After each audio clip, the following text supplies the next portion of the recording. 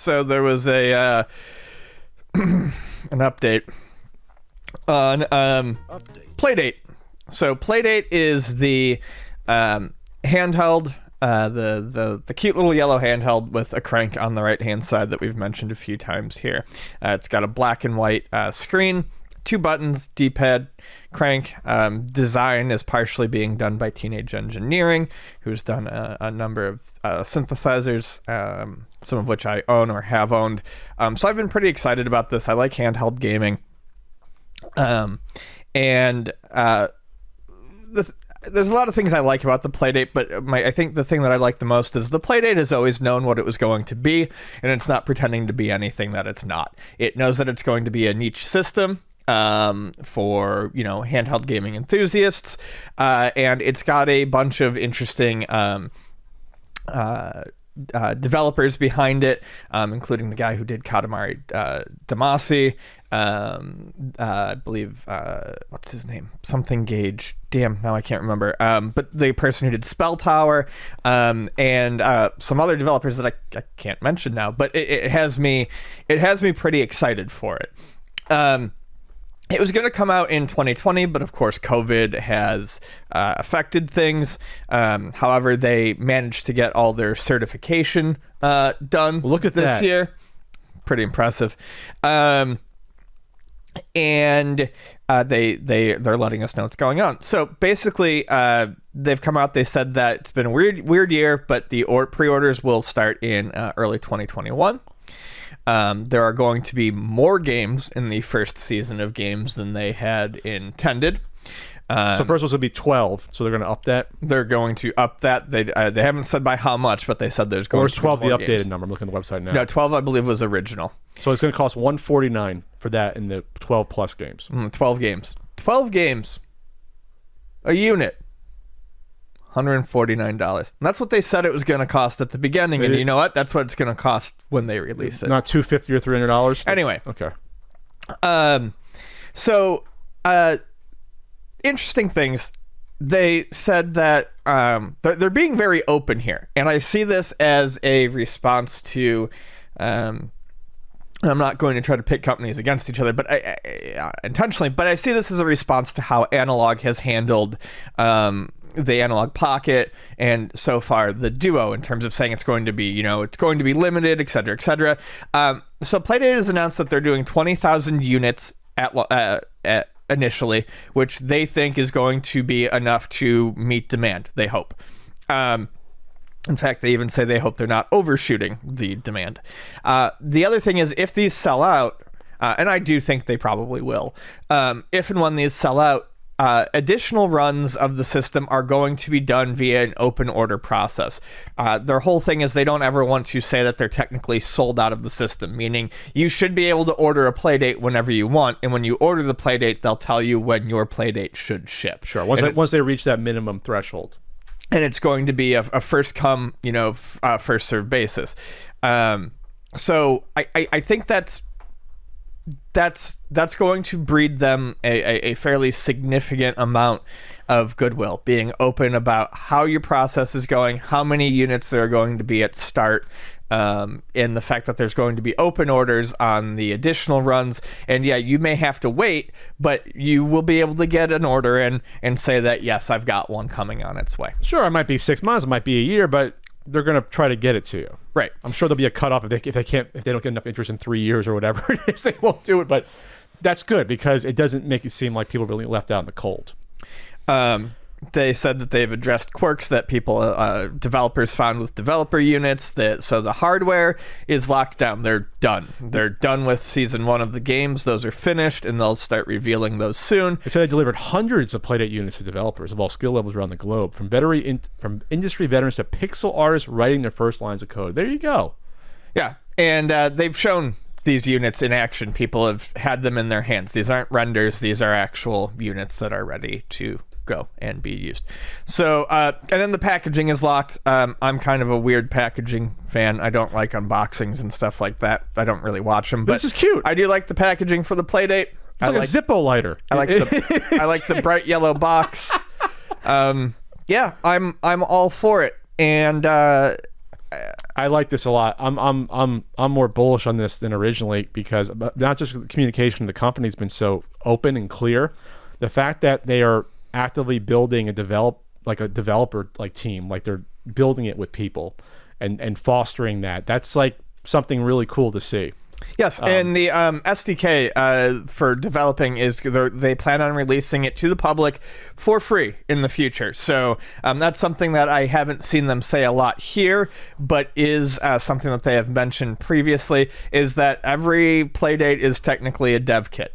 So, if you have a Playdate, you'll be able to develop for it. So if you develop for it, does that mean it would have to go, like, would you have to submit it to be as part of a season at that point? Is it? I'm guessing there's not going to be any store. This is going to be a store to purchase games, or is that going to be a possibility? So I don't know that we actually know this yet, but my thinking is that there's going to be the official season of games. I'm sure there will be a season 2 that you'll probably have to pay for. But I'm assuming that much like, and this, like I said, this is just assumptions. I could be wrong. But if it's going to be if every Playdate is technically a dev kit, and it's open for people to develop, that means that people can make all sorts of homebrew and fan games and just send them around, and you'll be able to load them into your Playdate. There's no reason why you wouldn't be able to.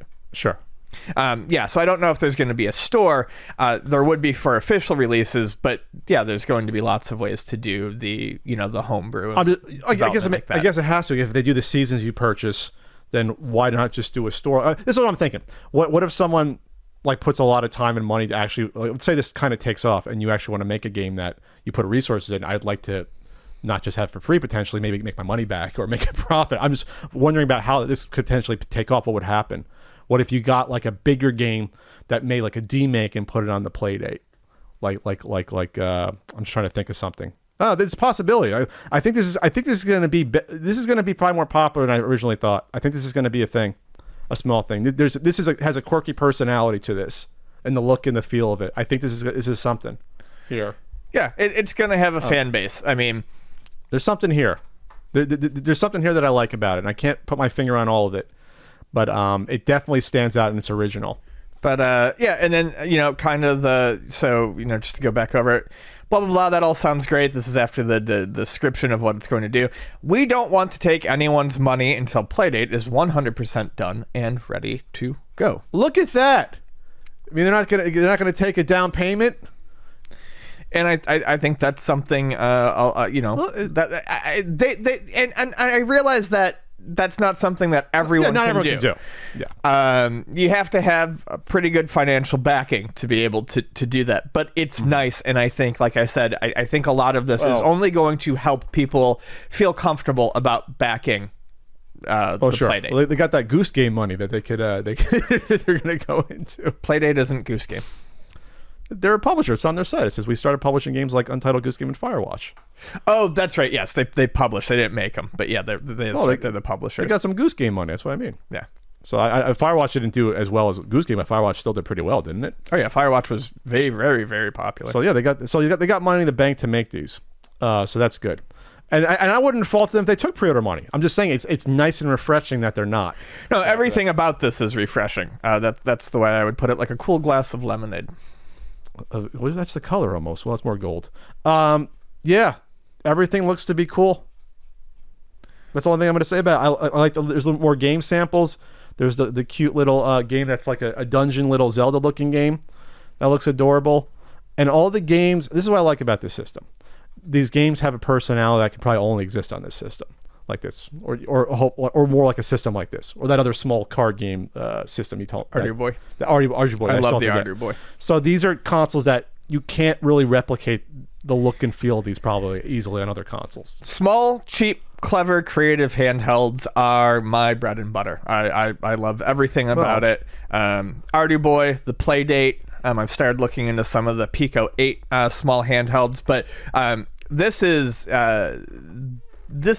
somewhere between something that's very hobbyist focused, like the Ardu Boy, and then something that's got a full on release, like a Nintendo product. This is right smack dab in the center. It's like it's going to be a commercial hit. It's obviously won't be as big as a Nintendo product, but it could get a following. and be around for several years. Then we'll get the Playdate Color. Yeah. In 5 years. And they don't think they're going to sell millions of it. They don't think that they're going to disrupt the market. And that's like I said at the beginning of it. That's one of the things I really like about Playdate so far is they're being very realistic about what they're making. They're not just throwing out terms and bullshit. They know it's.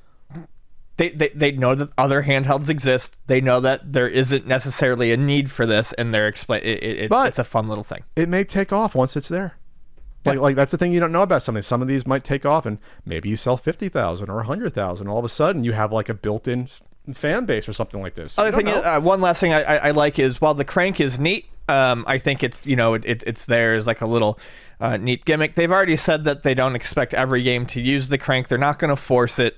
So this is hopefully not going to end up like a Nintendo Wii situation where suddenly everything has to have motion controls. I guarantee you, not every game on the even in season 1, I would be impressed if even 3/4 of the games all use the crank. Sure, but I think the crank could be interesting, and I still want to see efficient. Yeah, you have 2 buttons only still. I guess the crank gives you up to 3 more functions: forward, backwards. I guess analog speed.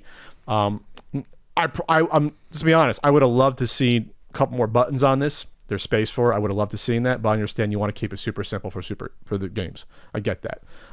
They're keeping these more like original Game Boy games, like simplicity. I get that.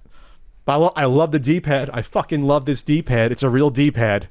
I love that D-pad. It looks sexy as hell. Yeah, I really want to get my thumb on there and see how. Yes, I want to get my thumb in there and just press that. I mean, those buttons look like juicy, and that D-pad looks juicy to me.